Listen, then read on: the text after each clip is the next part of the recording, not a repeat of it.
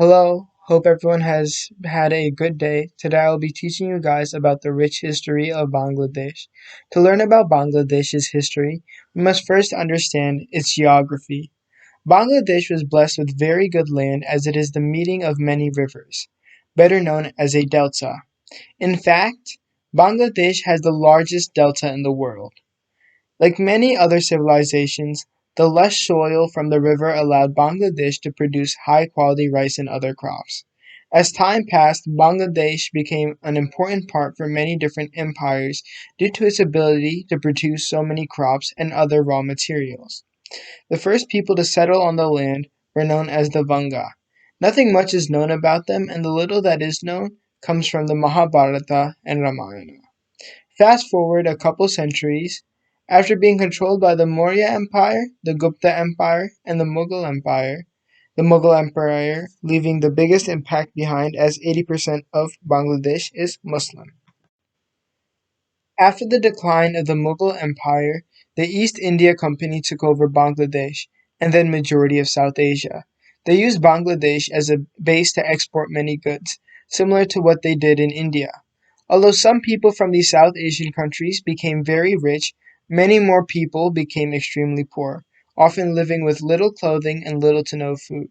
This problem is still a major problem that can be seen in Bangladesh today. The problem was so big that in 1770 something known as the Great Bengal Famine occurred, which killed an estimated 10 million people. To put that into perspective, 10 million people is basically the population of New Jersey. That means that if everyone were to die in New Jersey, that would be equivalent to what happened in Bangladesh. Fast forward a couple centuries, after World War II, Bangladesh was still under control of British rule. However, the war had taken a toll on Britain and they had to release India and Pakistan. Bangladesh ended up joining Pakistan. The problem with this was that Pakistan often saw Bangladesh, known at the time as East Pakistan, as lesser than Pakistan because Urdu was not their main language.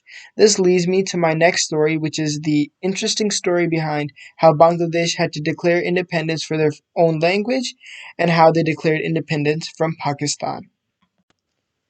A crazy fact about Bangladesh is that it's the only country to declare independence for its language.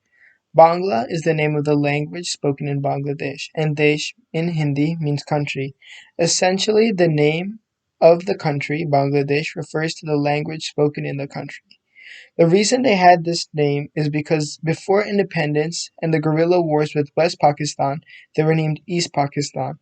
Due to this previous connection of being part of Pakistan, a leader of Pakistan named Muhammad Ali Jinnah forced Bangladesh to have their primary language be Urdu. The people of then East Pakistan were furious with this decision. In fact, it was the main reason they ended up going to war with Pakistan. Their independence was gained after the intense 9-month war with Pakistan, in which they were also aided by India. Although they did not have the same level of military equipment as Pakistan, they instead used something called guerrilla warfare. Basically, they would use their surroundings to their advantage by hiding in trees and hiding in bushes. They would take out a couple of soldiers, then run, slowly chipping away at the size of the Pakistani army. After India joined the war and helped Bangladesh, Pakistan surrendered. When they won the war, the leader of Bangladesh, Sheikh Mujibur Rahman, insisted that all the citizens of Bangladesh be the fortress of their culture and protect it from time. After gaining independence in 1971, a line of corrupt and unfit leaders followed, which led to more poverty and more corruption. Eventually, the current Prime Minister, Sheikh Hasina, who is ushering in a new age for Bangladesh as they're developing rapidly and catching up with times. She implemented good schooling and helped Bangladesh catch up with the world's ever-growing technology standards. Currently, Bangladesh is growing faster than even India. In fact, a couple of years back, they were compared to the world's poorest countries and now are on the same level of India. Overall, the future is very bright for Bangladesh due to its great leadership. And that is all for today. Hopefully, you guys enjoyed my presentation, and I hope you have a good day.